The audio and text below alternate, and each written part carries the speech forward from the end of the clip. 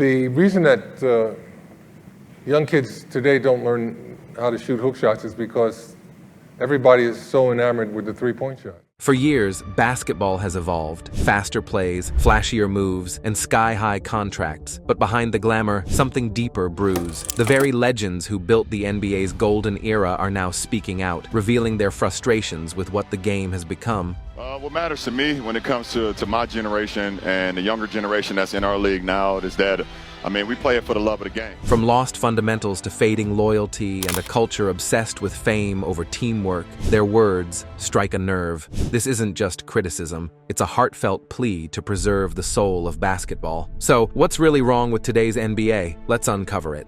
The fading fire. The NBA, once revered as a fierce battlefield of raw emotion and unrelenting competition, has evolved into something many of its legends now see as unrecognizable. Once fueled by bruising defense, heroic rivalries, and heart, the modern game, dominated by analytics, soft fouls, and a three-point obsession, has left its giants lamenting what has been lost. The fiery critique begins with Kevin Durant's 2025 tweet reacting to Luka Dončić's shocking mid-season trade to the Lakers. Insane, it's crazy. Yeah, would have never thought Luka Dončić would get traded at this age, mid-season. His disbelief reflected a bigger truth. Loyalty in today's NBA is dead. Teams chase profit and flexibility over legacy and loyalty. Superstars, once untouchable, are now expendable assets in a numbers-driven business. Shaquille O'Neal admits his dominance helped kill the big man, forcing defenses to evolve until traditional centers vanished, replaced by shooters. He mourns the loss of power and presence in the paint. Rick Barry criticizes the modern isolation game and lacks officiating, insisting that basketball's true essence lies in teamwork and discipline. Kevin Garnett recalls a grittier era that built mental toughness, arguing today's players lack that edge. Ray Allen, once a three-point pioneer, now laments its excess, calling for balance and creativity beyond numbers. Charles Oakley blames management and globalization for sanitizing the sport. Not just soft, just doing your skill level. There's no foundation no more, no structure. So you get a lot of bad play, but my thing, I'm glad the guys making a lot of money. While Alonzo Mourning adds that players have become too pampered to handle hard truths. Together, these legends grieve a league that traded toughness, authenticity, and emotion for aesthetics, analytics, and comfort. A game that, in their eyes, has lost a measure of its soul. B.J. Armstrong decries the robotic uniformity that analytics created, where mid-range shots are taboo and creativity suppressed. Would Shaq survive in such a sterile system? Doubtful, he says. It's all script, no spirit. Paul George and Magic Johnson both point to a loss of authenticity, travels ignored, rivalries sanitized, fans deprived of emotional stakes. Magic misses the raw hatred that once fueled greatness, competitors despising each other yet respecting the grind. Charles Barkley scoffs at modern luxury and fragility. We played injured, flew commercial, and still showed up. We went out there with one leg, broken faces, cheap shoes, flying commercial. Now these guys make the most money, bless them, and they're always hurt, he says, frustrated by stars who sit out under load management. Allen Houston mourns the forgotten mid-range art, while Tracy McGrady calls today's NBA watered down, its talent pool diluted. Julius Erving laments the loss of humility and perspective among pampered modern stars. Kobe Bryant, before his death, had spoken with disgust about the league's softness, contact avoided, defense punished. Gary Payton misses the menace of real defense, while Kareem Abdul-Jabbar mourns the extinction of true post-play and mastery, like his skyhook. Tim Duncan criticizes officiating that favors shooters over grinders, while Oscar Robertson derides players resting despite multi-million-dollar salaries. Gilbert Arenas blames European influence for softening the rules and glorifying finesse over fight. So eventually, they softened the rules. They didn't soften the rules for the Americans. They softened the rules to open it up international. Dominique Wilkins, one of the game's most electric showmen, sums up the older generation's grievance perfectly. Don't trash legends for clout, we learned from them. Together, these voices form a chorus of nostalgia and alarm. They aren't just reminiscing, they're warning. The NBA, once a symbol of unfiltered competition, has become a corporate product, prioritizing efficiency and entertainment over heart and rivalry. From the traded stars to the vanished bruisers, from the muted rivalries to the vanishing post-game, the legends cry for revival, not of an era, but of the essence that made basketball beautiful: grit, loyalty, and fire. Their message is clear. Evolution isn't the enemy, indifference is. Without the soul of competition, the NBA risks becoming exactly what its heroes fear most: a beautiful game without a heartbeat. Were the issues raised centered only on the players? Were the referees spared from the wave of criticism? Let's delve into the details of whistles that have gone wild, leaving rules in ruins. Officiating nightmares. What if the referees, the quiet gatekeepers of basketball order, held the secret to either the NBA's redemption or its complete downfall? Many of the league's legends think it's the latter. In their eyes, today's officials have turned the once tough, beautifully structured game into a soft, star-driven spectacle. Missed travels, ignored carries, and phantom fouls have become the norm. The whistle's silence has started to echo louder than the roar of the crowd. Rick Barry, a man whose name is etched into basketball history, has been one of the loudest voices in this rebellion. His call is simple, but fierce. Bring back the rulebook. Stop the endless sliding of feet before a dribble. Stop the fake screens that look more like wrestling holds. And stop pampering the players who bring in ticket sales at the expense of the game's purity. To Barry, this isn't nostalgia. It's justice. He believes every ignored violation chips away at the foundation of basketball itself. But beneath his frustration lies something deeper. A suspicion that the chaos might not be accidental. The league, some argue, knows exactly what it's doing. Faster pace, higher scores, more dunks, more threes. It all makes for flashier TV. The more fireworks on the court, the more fans stay, glued to the screen. What looks like sloppy refereeing could, to some, be a calculated move, a quiet agreement between entertainment and enforcement. Paul George joins the chorus of frustration, shaking his head from the bench. So much traveling, refs not looking, he laments. To him, it's become a pandemic, rules being bent, broken, and forgotten, all in the name of flow. Players are sliding through defenses like ghosts, steps multiplying before the ball hits the floor. What used to be fundamentals are now just flexible suggestions. Then comes Tim Duncan, the stoic rock of the San Antonio Spurs, who rarely complained during his career, but even he couldn't stay silent. "You can beat the crap out of bigs in the post," he once muttered, "but touch a shooter? Foul." His point is sharp and undeniable. The league seems to have declared war on physical play while protecting the perimeter artists. It's not about fairness anymore. It's about feeding the highlight reel. The league wants 130-point thrillers, not 90-point slugfests. Gary Payton, the glove himself, sees the same erosion from another angle. Defense, his very identity, has become almost extinct. "Fans want highlights, not lockdowns," he grumbles. "Touch fouls everywhere, no rough stuff." For players like him, it's like watching a masterpiece being smeared for entertainment. The essence of basketball, grit, grind, and grit again, has been traded for flash and filters. And then there's Kobe Bryant. Never one to hold back, he once admitted that the 2004 hand check ban made him sick. "It's a finesse game now," he said.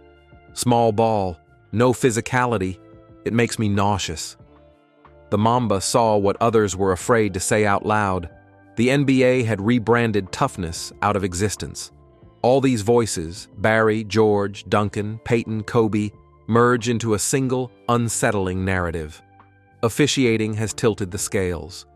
Flash sells, fairness fades. Beneath the glamour and statistics lies a question that cuts to the league's soul. If the referees have stopped protecting the game, who will?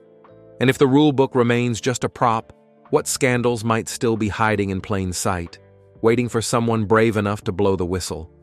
What else seemed to have changed in the NBA? Has the originality been affected? Let's dive into the details of the lost creativity in the NBA.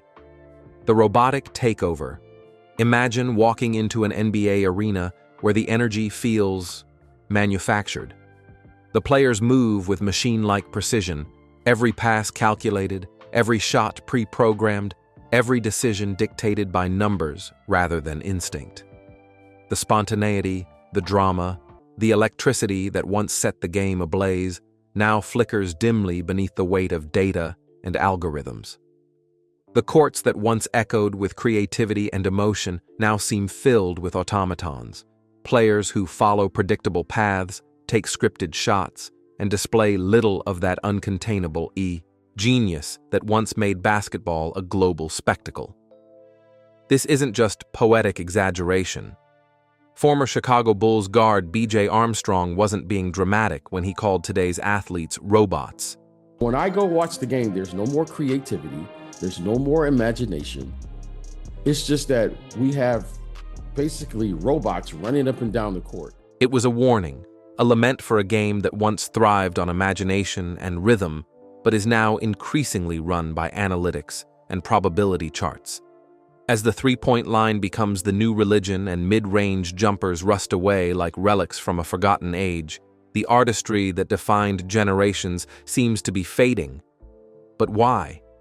Is this the natural evolution of the sport, or the slow erosion of its soul? Former NBA stars like Armstrong, Ray Allen, and Allen Houston lament the league's shift from creativity to cold efficiency. Armstrong decries today's robotic play, where imagination has vanished in favor of analytics. Allen cautions young players against relying solely on three-pointers, insisting true basketball beauty lies in mastering every range, not just chasing numbers. Houston, once known for his smooth mid-range touch, mourns a game that's sprinted away from balance and versatility. Together, their voices reflect a generation that valued artistry, timing, and completeness, traits now fading in a league obsessed with data-driven precision and uniform style. The legendary Kareem Abdul-Jabbar, owner of perhaps the most unguardable move in basketball history, the skyhook, shares that frustration. "They've forgotten the post," he notes. "My skyhook was unblockable, yet no one even tries to learn it anymore."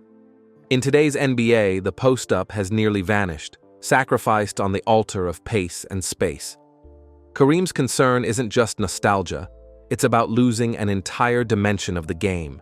And then there's Shaquille O'Neal, the dominant force who once bulldozed through defenders with sheer will and power. He dismisses the modern obsession with threes as cute. In his eyes, the long-range fascination lacks dominance, spectacular but soft, efficient but uninspiring.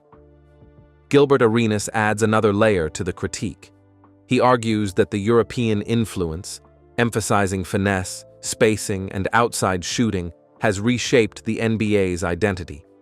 They opened the game for internationals, he says, but they closed the door on the American soul of it. His statement may sound controversial, but it reflects a growing tension between tradition and transformation. Even Tracy McGrady, one of the most naturally gifted scorers of his era, laments the dilution of talent. "There are fewer superstars now," he claims. "The game's too top-heavy." To him, the league has lost its depth, its variety of styles, and its unpredictable edge. The pattern is clear. The rise of analytics has made the game smarter, but also more monotonous. Coaches and players are bound by charts and percentages, afraid to step outside the mathematical margins. The result? A league filled with technically perfect performances, yet missing the emotional chaos that once made fans hold their breath. But perhaps the solution isn't to reject analytics, it's to blend it with the creativity of old. Imagine a new revolution, one that fuses data with daring, precision with poetry. A game where numbers inform decisions but don't dictate them, where instinct, flair, and imagination return to center stage. Could that balance, the merging of old-school artistry with new-school intelligence, restore the unpredictable thrill that first hooked billions around the world? Basketball's future may depend on it. Could the legends have issues with the current way of handling competitions? Could they be bothered by the mode of transacting business? Let's dig into the details of the erosion of rivalries amidst trades and rest. Business betrayals. Behind the shimmering lights and billion-dollar endorsements, a darker truth lurks beneath the NBA's glamour, an empire built not on loyalty or legacy, but on ruthless transactions and corporate control. What once burned with raw competition now feels coldly calculated. Trades that once symbolized ambition now shatter dreams in an instant. Load management, a term meant to preserve longevity, has become a punchline for betrayed fans who pay premium prices only to see their idols sit courtside in designer suits. The passion that once defined basketball has been traded for balance sheets and branding deals. Kevin Durant's shocking trade moment was more than just another headline. It was a wake-up call. His reaction said it all. Anybody's up for grabs, transactional, big money. That statement cut deeper than a crossover. It exposed a modern NBA where players are assets and loyalty is a myth. The league's new rhythm beats to the tempo of profit and performance metrics, not rivalry and pride. Once upon a time, Magic Johnson's burning hatred for Larry Bird wasn't personal. It was sacred. It was rivalry in its purest form, a narrative that drove two titans to greatness and made fans choose sides as if their souls depended on it. Magic admitted, "I hated every Celtic." And that hatred birthed epics. Today, the fire is gone. Handshakes have replaced haymakers, social media smiles have softened rivalries, and the brotherhood that once elevated competition has turned into polite collaboration. The intrigue runs deeper than nostalgia. The NBA today isn't just a league, it's a multinational corporation. With billions of dollars swirling in broadcasting rights, sponsorships, and merchandise, the line between athlete and investment has blurred. Teams are run like hedge funds, and players are traded like stocks. But with that comes an ethical question that lingers in every arena. At what point does the business of basketball consume the soul of the sport? Legends are not silent about this evolution. Magic Johnson, blunt as ever, turns the finger inward. "Blame yourselves," he tells the players resting healthy bodies while fans fill empty seats. Charles Barkley joins the charge. "Appreciative, play all," he demands, echoing a generation that played through pain because the game mattered more than management. Oscar Robertson adds the exclamation point, $50 million no excuses. Their message is unified. Greatness comes with sacrifice, not selective participation. Former enforcers like Charles Oakley see it differently, yet with equal frustration. "Management fails accountability," he growls, suggesting that executives have turned the game into a power play of control and comfort. Paul George questions the constant overhaul of all-star formats, calling it unnecessary tinkering for attention rather than authenticity. Alonzo Mourning laments the emotional fragility of today's stars. Fragile minds can't handle truth. Julius Erving, the graceful Dr. J, worries that wealth and perks have softened the spirit that once defined champions. And Dominique Wilkins, ever proud, warns the new generation, "Respect eras, don't diminish legends." The result is a league wealthier than ever, yet emotionally impoverished. The arenas are full, but the air feels thinner, the noise more commercial than communal. Beneath the highlights and hashtags lies a haunting question. Can the NBA reclaim its soul, its brotherhood, its fight, its love for the grind, Or has the beast of business grown too powerful to tame? Because behind every slam dunk and supermax contract, the echo of what once was still lingers. A game played for glory, not gain. And the world watches, wondering, will the fans one day revolt? Or will we all simply accept this mercenary march as the new normal of basketball? What else could have changed in the NBA? Let's delve into the details of the change in approach from gritty defense to offensive explosion. The NBA's scoring revolution. Over the past few decades, the NBA has evolved from a rugged defensive battlefield into a dazzling offensive showcase.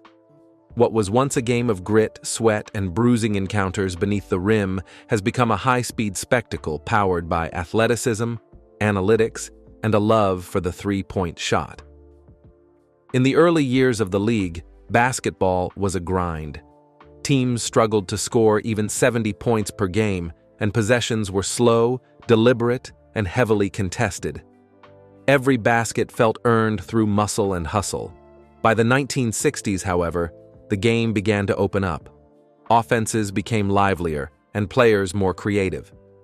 Teams regularly crossed the 100-point mark, and the sport's tempo reflected a new era of flair and competition. The 1970s and 1980s added a certain electricity, a time when stars like Magic Johnson, Larry Bird, and Kareem Abdul-Jabbar lit up arenas and inspired rivalries that defined generations. Through the late 1980s and early 1990s, scoring peaked around 110 points per game, an impressive feat considering the limited spacing and strict defensive rules of that era. Then, the pendulum swung. From the mid-1990s through the 2010s, defense became the heartbeat of basketball. Coaches studied film obsessively, building sophisticated systems to smother opposing offenses. The game slowed down, possessions became more tactical, and scoring dipped into the 90s. Players like Tim Duncan, Kevin Garnett, and Ben Wallace turned defense into an art form. It was the era of half-court battles and grinded-out victories, the kind of basketball purists still reminisce about today. But everything changed again in the late 2010s. The three-point revolution hit full throttle. Teams no longer played for mid-range jumpers or post-ups. They played for spacing, pace, and efficiency. Analytics crowned the three-point shot as basketball's golden ticket, and stars like Stephen Curry transformed the way the game was played. Since 2018, league-wide scoring has soared. Teams now average well above 110 points per game, and shootouts have become the norm. Defense, once king, has been dethroned by speed, skill, and style. In the 2024-2025 season, the numbers tell the story clearly. The Cleveland Cavaliers lead the league with a staggering 122.4 points per game, blending fast breaks with surgical precision. The Boston Celtics, sitting fifth with 120.2, prove how deep offensive talent now runs across rosters. Even the lowest scoring team, the Utah Jazz, manage a respectable 105.7 points per game, a figure that would have been mid-tier 20 years ago. Individual excellence remains just as striking. Giannis Antetokounmpo, unstoppable in the paint, averages an incredible 40 points per game, even though his team's overall ranking doesn't mirror his brilliance. These modern marvels build on a legacy of greatness. From Wilt Chamberlain's immortal 100-point game to Kobe Bryant's unforgettable 81, and now to modern stars like Luka Dončić and Damian Lillard, who have both crossed the 70-point threshold, the NBA continues to showcase human potential at its finest. Positional roles, too, have evolved. Centers dominate with efficiency near the rim, while guards, often tasked with long-range shooting and ball creation, trade precision for difficulty. As the season unfolds, clear narratives emerge. The Cavaliers look poised for a deep playoff run, their chemistry and pace unmatched, while struggling teams like the Wizards face uphill battles to remain competitive. The league, once defined by defensive toughness, is now shaped by rhythm, movement, and artistic expression. The NBA's transformation, from grind to glamour, from bruising defense to breathtaking offense, is more than statistical evolution. It's a mirror of modern sports culture. The game reinvents itself with every generation, balancing power and finesse, strategy and spectacle. And as fans fill arenas and screens light up across the world, one thing remains constant. Basketball, in all its forms, continues to thrill, evolve, and inspire. So, what do you think about the legends in today's NBA? Are they genuine? We would love to hear your thoughts in the comments below. Don't forget to like and subscribe.